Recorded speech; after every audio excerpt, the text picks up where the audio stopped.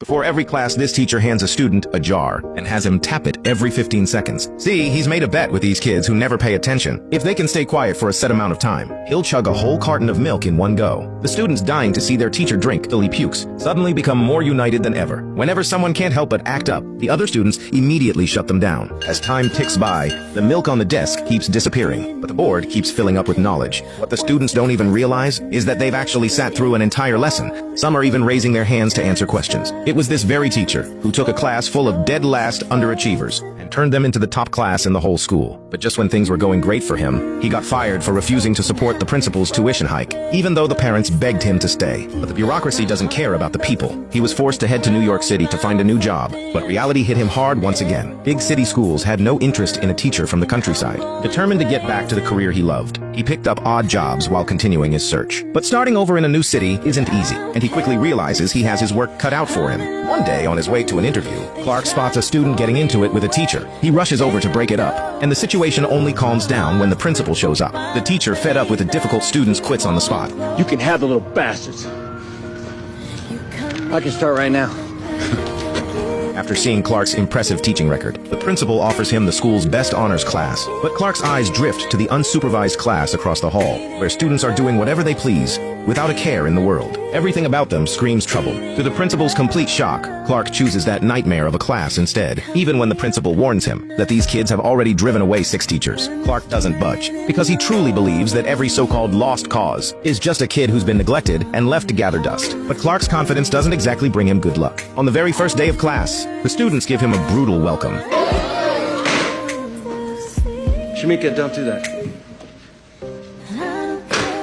Shamika is the biggest troublemaker in the class, with her stirring things up. The classroom goes right back to its usual chaos. After school, the classroom looks like a total dump. The absolute state of the room is a huge slap in the face. It's completely trashed, proving just how little they respect him. Even the janitor keeps shaking his head at him, like he's saying you're in way over your head. After Clark finally cleans everything up, he finds his car covered in graffiti, courtesy of his students. But years of teaching experience tell him that behind every troubled kid, there's always a story no one knows. So Clark goes door to door visiting each family, and sure enough, every household has its own struggles. He discovers that some students are barely 12, yet already taking care of 3 younger siblings at home. Some parents clearly favor sons over daughters. I like to read, especially when Quiet ladki. Men are talking, okay? And some kids live under the constant shadow of a harsh father. Clark comes to a deep realization. The reason these kids refuse to learn is inseparable from the families they come from. After all, parents are a child's first teachers. To start turning things around, Clark prepares a surprise for them. He paints the classroom walls in brand new colors. His way of showing the students, this is how you're supposed to use paint. But the kids don't appreciate it. Even the principal thinks he's being ridiculous and chews him out right in front of the students. My school, my rules, my way. This strips away whatever little authority Clark had left. Shamika doesn't spare him an ounce of respect either. She's hanging out with her friends just fine. But the moment she sees Clark coming, she drags her girls away in disgust. The constant disrespect is starting to get to him. When lunchtime rolls around, his students stampede toward the cafeteria like wild horses, a stark contrast to the orderly honors class next door. These deeply ingrained bad habits clearly won't be easy to break. A fellow teacher shoots him a look that says, "Just give up already." But Clark isn't the type to just walk away. He decides to double down and take control. He immediately sets up a list of rules for the class. Rule 1, we are a family. Rule 2, we respect each other. Rule 3, we line up properly before and after class. But students, used to total freedom, have zero interest in his boring rules. The second the bell rings, they bolt for the door, only to find that Clark has already shut the door. Left with no choice, the students reluctantly form a line. But the moment Clark looks away, Shamika sneaks her way to the front. When Clark catches her cutting in line, he stops the whole line. He tells them, without rules, there's only chaos. Since we're a family, when one person breaks the rules, we all deal with the consequences together, under the pressure of everyone's stares. Shamika backs down for the first time, and grudgingly goes back to the end of the line. Clark sees this as a huge step forward,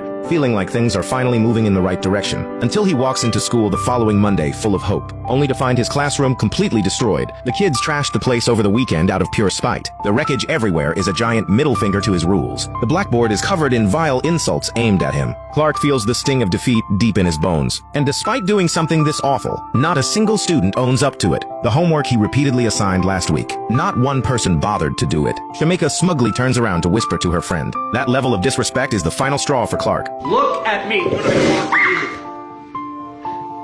go to hell.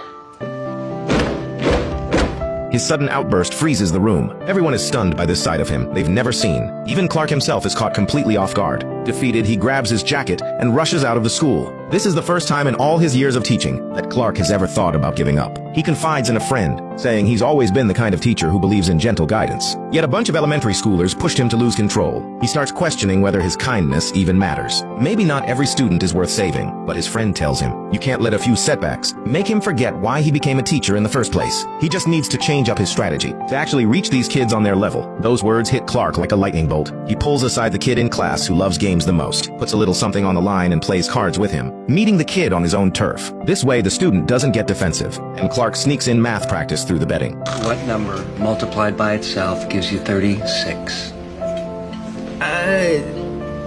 6. That's good. This proves to him that none of these kids are hopeless. He just has to find the right way to connect with them. During recess, he keeps the momentum going, asking Shamika to teach him how to jump rope. But what looks simple turns out to be anything but. After falling down again and again, he shows his students through action that failing is just part of the learning process. But the principal isn't a fan of his methods. He calls Clark into his office and scolds him for not acting like a proper teacher. The honors class is right there for the taking. But no, he'd rather goof around with the worst kids in school. It's a bad look for the school, and it's distracting students who actually want to learn. But Clark refuses to back down. He makes the principal a bet. By the end of year exam in 6 months, every single one of his students will pass, no exceptions.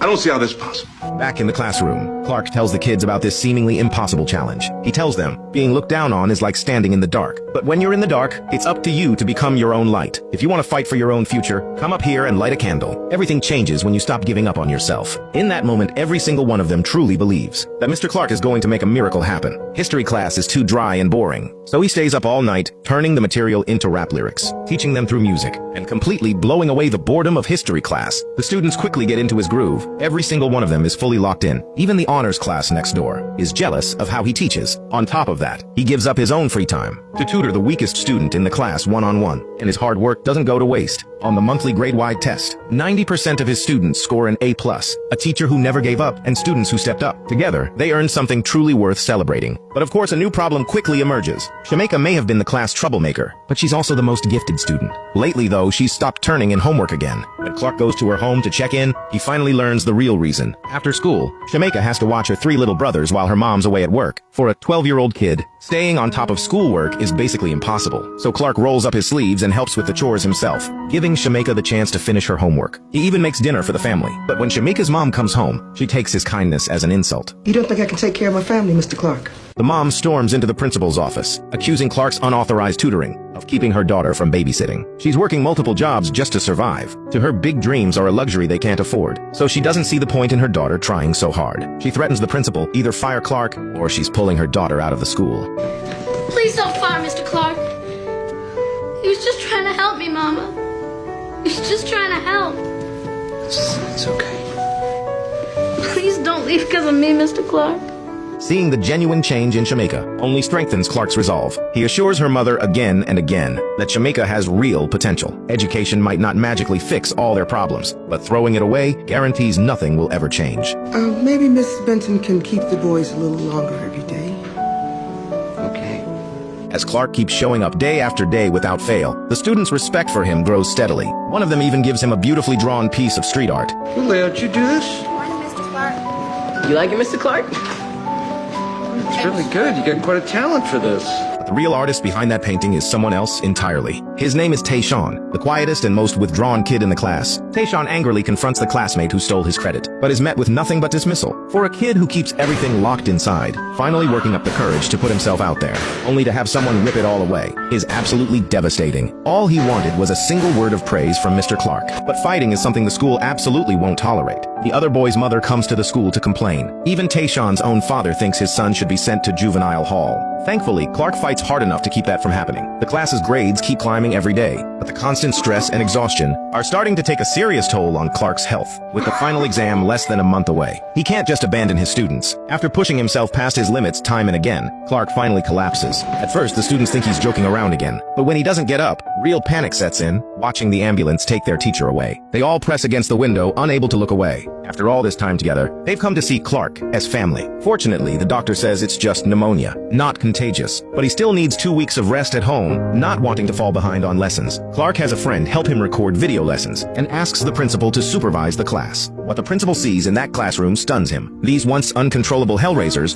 are actually sitting quietly in their seats and paying attention. Even the principal starts to believe in them just a little. 2 weeks later, Clark finally recovers. The class has decorated the room to welcome him back, but he's not in a celebratory mood. In fact, he's furious. The exam is only 2 weeks away, and a bunch of students' grades have tanked. He knows he's already taught them everything they need. The knowledge is already in their heads. It's just that years of being labeled failures have left them too afraid to face the challenge ahead. He tells them, even the students who start out the furthest behind can catch up if they actually put in the work, no matter how slow you are. With enough effort, you can change who you are. Clark's words put their minds at ease. But on the day of the exam, there's a little hiccup. On his way to school, Clark spots Tayshaun with some bad influences from outside school. They're trying to get Tayshaun to skip the test and hang with them. The old Tayshaun would have said yes in a heartbeat, but when he sees the look of hope in Clark's eyes, his mind is made up.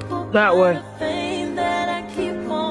When the exam begins, thanks to Clark's encouragement, the students are nothing like the scared kids they used to be. Their eyes are full of determination and confidence. Meanwhile, it's Clark who's pacing anxiously in the hallway, like a father waiting outside the delivery room. When the test is finally over, and the students walk out with smiles on their faces, the weight on his chest finally lifts. While waiting for the results, Clark treats the whole class to a show on Broadway. A little relaxation after all that pressure is the sweetest feeling in the world. Everyone's face is beaming with joy, and the most excited of them all is the quiet Tayshaun. But on the day of the show, everyone arrives with their parents as promised, except Tayshaun, who is nowhere to be found. Clark immediately senses something is wrong. He rushes to Tayshaun's home, pushes open the half-closed door, and sure enough, the place is wrecked. That's when a stunning piece of graffiti on the wall catches Clark's eye. The figure on the wall is taking off its mask, and Clark instantly understands. This is Tayshaun saying goodbye to who he used to be. It also hits him that the street art from before was actually from Tayshaun. After a long and desperate search, Clark finally finds Tayshaun huddled near a pile of trash, thrown out by his furious father. Clark wraps his arms around him tight, giving him the only warmth and comfort in the cold, and tells him it's all over now.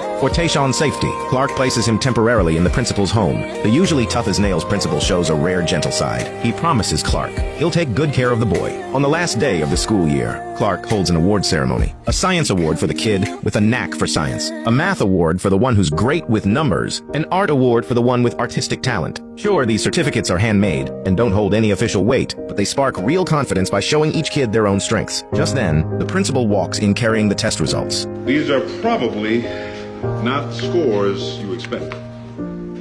This class, this 6th grade class, tested higher than any other class. You even tested higher than the honors class. After 6 months of giving it everything they had, the worst class in all of New York actually pulled off a miracle. This class was written off as a lost cause. They were told they would never amount to anything, but Mr. Clark refused to believe that. He saw the potential in them when no one else did. He showed up at their homes, learned their struggles, and proved that he actually cared about their futures. It just goes to show how much of an impact one dedicated teacher can have on a student's life. These kids just needed someone to give them a chance. Now they're heading to the best middle schools in the city, completely changing the trajectory of their lives. This is based on the true story of Ron Clark, a teacher who actually made a difference in the real world. What do you think about Mr. Clark's teaching methods? Would you have survived in his classroom? Let me know your thoughts down in the comments. And don't forget to like and follow for more recaps.